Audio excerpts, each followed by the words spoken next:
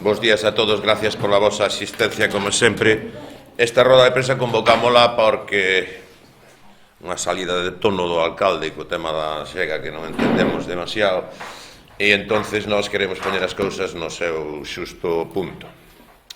Primeiro, total apoio noso a que a xega veña pa Estrada e ao marxen do que digan calquer outro representante do partido, o grupo municipal da Estrada ten o apoio total e absoluto, señor alcalde, para traer a xega pa Estrada.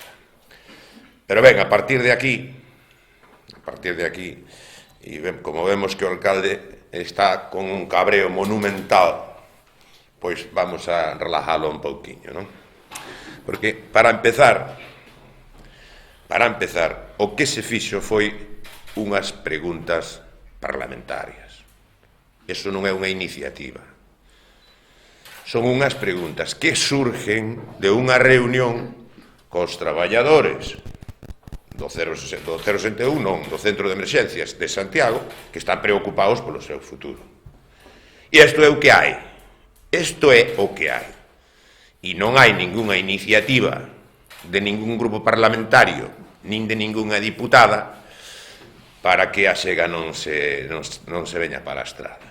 Entonces, que non vexa enemigos donde non existen, porque non existen, non hai enemigos, nin fantasmas, nin busque pretextos para salir nos medios de comunicación descalificando a compañeiros, neste caso do partido, diputados do Parlamento Galego, aquí dice, la que non tiene categoría política es ella. Bueno, mire, de responsabilidades, si falamos de responsabilidades e de categoría política, eu tendría que dicirlle ao señor alcalde que ten dous concelleiros no seu grupo os que debería pedirlle que se foran de xeito inmediato, porque eso sí que non teñen categoría política. E creo que todos conocedes o que se escribeu no Facebook estes dous señores, e que eu non vou a repetir aquí porque ningunha persona decente debe repetir esas cousas. Así que o que ten que facer o alcalde, se quere pedir responsabilidades a alguén e se quere ter categoría política, é separarse de personajes deste calibre. E o que debe facer é pedirlle a ata de concejal. Iso é o que ten que facer se fala de responsabilidades e de categoría política. Por outro lado, acabo de dicilo, no 2011,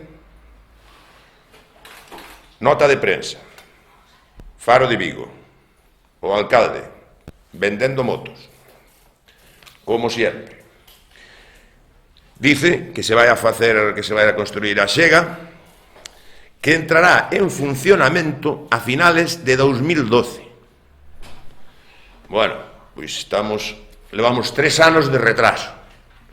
Polo tanto, si quere pedir responsabilidades, que lle pida responsabilidades aos seus colegas da Xunta, para que rematen eso dunha vez.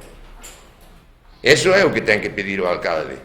Que non se preocupe polas preguntas que fagan os outros diputados, que eso non vai a retrasar a obra.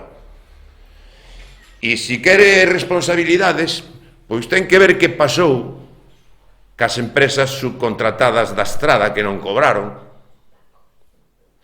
Esas son as responsabilidades que ten que pedir. E non andar facendo un monte co que non é ni unha mosca. O que ten que facer o alcalde é preocuparse polo goberno da Estrada e polo pueblo da Estrada, porque hoxe sale na prensa peor trimestre de ventas de vivenda de todos os últimos 10 anos. Na Estrada se venderon 2 vivendas novas. Esa é a pujanza económica que nos iba a traer a xega, que decía o alcalde no 2011. De eso é do que se ten que preocupar o señor alcalde, de buscar unha mellora económica para o noso concello, que cando as nosas empresas traballen, cobren, e que cando o concello contrate empresas da Estrada.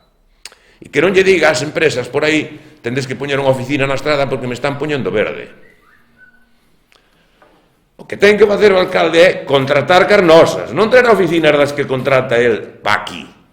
contratar cas nosas e asegurarse de que cando subcontratan cobran. E que abran a xega dunha vez, porque tamén nese escrito da diputada se criticaba que se inaugurase un edificio que está vacío e que non pode entrar en funcionamento. De eso non di nada o alcalde. De esa parte non di nada o alcalde. Que curioso. Só di que é unha iniciativa que non é unha iniciativa, sino que é unha pregunta, porque os traballadores están preocupados polo seu futuro e, de momento, que eu sepa, non houve contestación. Pero nada máis. Non se poden sacar as cousas de quicio. E do que ten el que coller un cabreo monumental é porque non se teña posto un funcionamiento a xega. E que ten que ter un cabreo monumental porque non se teñan cobrado as nosas empresas as subcontratas que fixeron. Eses son os cabreos monumentales que ten que coller o alcalde. E deixarse de facer política de taberna, que é a que está facendo.